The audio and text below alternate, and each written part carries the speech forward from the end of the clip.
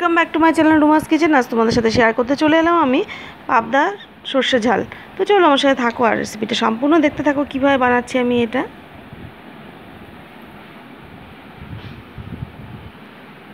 তো প্রথমেই দেখো এখানে পাবদা মাছগুলোকে আমি ধুয়ে নুন হলুদ মাখিয়ে রেখেছি।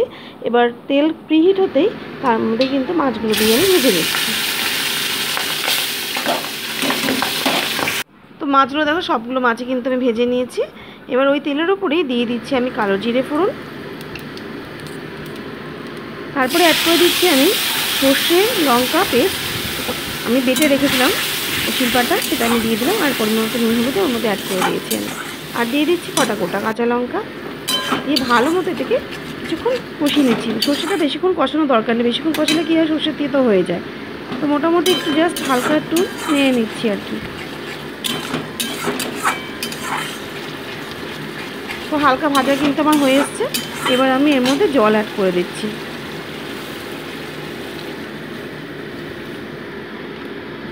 সর্ষে দিয়ে যেমন পাবদা মাছ ভালো লাগে, তেমনি কিন্তু ইলিশ মাছও করলে এরকম করে কিন্তু ভালো লাগে খেতে। তো লিড চাপা দিয়ে কিছুক্ষণ সময় অপেক্ষা করছি, তাও কিছুক্ষণ পর ফিরে এলাম। দেখো ঝোলটা কিন্তু ফুটে গেছে। এবার আমি ভেজে রাখা মাছগুলো এর মধ্যে অ্যাড করে দিচ্ছি।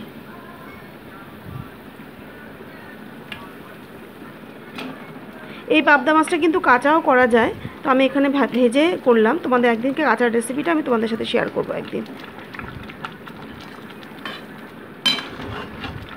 তো এবার একটা লিড চাপা দিয়ে মোটামুটি 5 মিনিটস এটাকে একদম গ্যাসের ফ্লেমটা লো টু মিডিয়ামে রেখে কুক করে নিচ্ছি। তো 5 মিনিটস পর ফিরে এলাম। দেখো রান্নাটা কিন্তু আমার হয়ে গেছে। এবার আমি ওপর দিয়ে একটু কাঁচা সর্ষের তেল দিয়ে দিচ্ছি।